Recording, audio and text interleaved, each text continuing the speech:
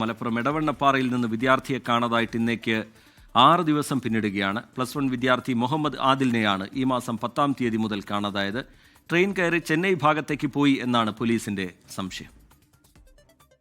ഇവിടുന്ന് പോയ അന്ന് രാവിലെ 10:30 ട്രെയിനിൽ നിന്ന് ഒരാൾ ഇവനെ കണ്ടിട്ടുണ്ടായിരുന്നു എന്നും അയാളോട് താമ്പരം എന്ന സ്ഥലത്ത് എനിക്ക് ഇറങ്ങണം, എന്റെ കയ്യിൽ ഫോൺ ഇല്ലാത്തത് കൊണ്ട് ഈ ട്രെയിൻ എപ്പോഴാ അവിടെ എത്താന്നുള്ളത് ചോദിച്ചിട്ടുണ്ടായിരുന്നു. അപ്പൊ അയാൾ അതിന്റെ സമയവും കാര്യങ്ങളും ഒക്കെ പറഞ്ഞു കൊടുത്തു. അപ്പൊ അയാൾ ചോദിച്ചാൽ എനിക്ക് എങ്ങോട്ടാ പോകണ്ടേന്ന്. അപ്പൊ എനിക്ക് ചെന്നൈ സെൻട്രലിലേക്കാ പോകണ്ടേന്ന് പറഞ്ഞു. അപ്പൊ ഇയാള് പറഞ്ഞു ട്രെയിൻ അങ്ങോട്ട് പോവൂല, ഇത് താമ്പരത്ത് ഇറങ്ങണം എന്ന് പറഞ്ഞു. അപ്പൊ അതൊക്കെ എനിക്ക് അറിയാന്ന് പറഞ്ഞു. അതാണ് പ്രശ്നം. പക്ഷെ കുട്ടിക്ക് ഇത്തരം ഡീറ്റെയിൽസ് ഒക്കെ എങ്ങനെ കിട്ടിയെന്നാണ് എനിക്കറിയാത്തത്. ഷഹദ് റഹ്മാൻ വിവരങ്ങളുമായി കോഴിക്കോട്ട് നിന്ന് ചേരുകയാണ്. ഷഹദ്, എന്താണ് പോലീസ് ഇതിന്റെ അന്വേഷണവുമായി ബന്ധപ്പെട്ട് വിശദീകരിക്കുന്നത്? ചെന്നൈ കേന്ദ്രീകരിച്ച് കൂടി അന്വേഷണം നടക്കുന്നുണ്ട് എന്നാണ് മനസ്സിലാക്കുന്നത്. വിവരങ്ങൾ എന്താണ്? പോലീസ് പറയുന്നത് എന്താണ് ഷഹദ്? റിജിത്ത, മലപ്പുറം എടവണ്ണപ്പാറ സ്വദേശി അബ്ദുൾ നാസറിന്റെ മകനാണ് ഈ മുഹമ്മദ് ആദിൽ എന്ന് പറയുന്നത്. +1 വിദ്യാർത്ഥിയാണ്. 10-ാം തീയതിയാണ് ആദിലിനെ കാണാതാകുന്നത്. സംഭവം നടന്നിട്ട് ഇന്നേക്ക് 6 ദിവസം പിന്നിടുകയാണ്. ഈ കുട്ടി പോയിട്ടുള്ളത് ഈ ചെന്നൈ ഭാഗത്തേക്കാണ് എന്ന ഒരു സംശയമാണ് ഇപ്പോൾ കുടുംബത്തിനുള്ളത്. അതിന് പ്രധാനമായിട്ടും കുടുംബം മുന്നോട്ട് വെക്കുന്ന ഒരു കാര്യം, ഈ ട്രെയിനിൽ കുട്ടിയുമായിട്ട് ഒരാൾ സംസാരിക്കുകയും ആ ആൾ പറഞ്ഞിട്ടുള്ള വിശദാംശങ്ങളുടെ അടിസ്ഥാനത്തിലാണ് പോലീസും ഇപ്പോൾ അന്വേഷണം നടത്തുന്നത്. കാരണം ഈ കുട്ടി വീട്ടിൽ നിന്ന് ഒരു ബൈക്ക് എടുത്ത്, അതായത് വീട്ടിൽ നിന്നുള്ള ഒരു ബൈക്ക് എടുത്ത് കോഴിക്കോട് റെയിൽവേ സ്റ്റേഷനിൽ എത്തുകയായിരുന്നു. കോഴിക്കോട് റെയിൽവേ സ്റ്റേഷനിൽ നിന്നും ഈ ട്രെയിൻ മാർഗം ആണ് മറ്റേതോ സ്ഥലത്തേക്ക് പോയത് എന്ന ഒരു അനുമാനത്തിലാണ് നിലവിൽ ഇപ്പോൾ പോലീസ് ഉള്ളത്.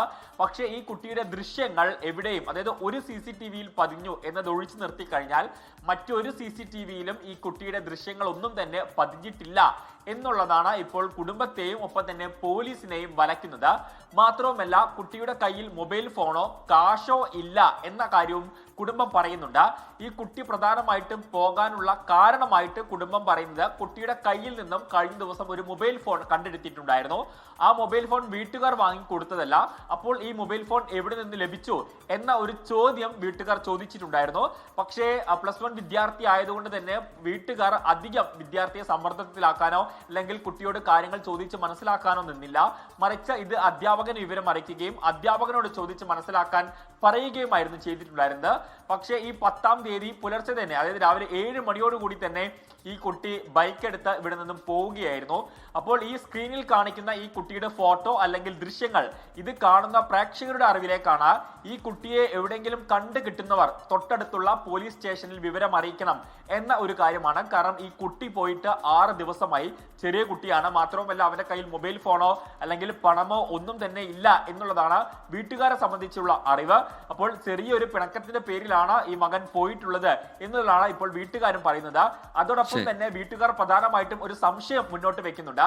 കാരണം ഈ കുട്ടിക്ക് ചെന്നൈയോ അല്ലെങ്കിൽ ഈ റെയിൽവേ സ്റ്റേഷനിൽ കയറാനോ ട്രെയിൻ മാർഗം കുട്ടി എവിടെയെങ്കിലും പോയതായിട്ടോ മുൻപരിചയം ഒന്നും തന്നെ ഇല്ല.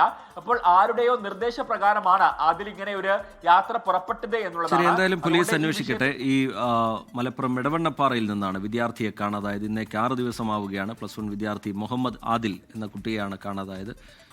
എന്തെങ്കിലും വിവരം ലഭിക്കുന്നവർ അടുത്തുള്ള പോലീസ് സ്റ്റേഷനിൽ അറിയിക്കണം എന്ന നിർദ്ദേശം കൂടി പോലീസ് നൽകുന്നുണ്ട്. ഷഹദ് റഹ്മാൻ വിശദാംശങ്ങൾ പങ്കുവയ്ക്കുകയായിരുന്നു. ലോകത്തെവിടെയായാലും ഏത് സമയത്തും 24 വാർത്തകളും ഓഗ്മെന്റഡ് റിയാലിറ്റി പാക്കേജുകളും എക്സ്പ്ലെയിനറുകളും വിശദമായി കാണാൻ ഞങ്ങളുടെ YouTube ചാനൽ നിങ്ങൾക്ക് സബ്സ്ക്രൈബ് ചെയ്യാം.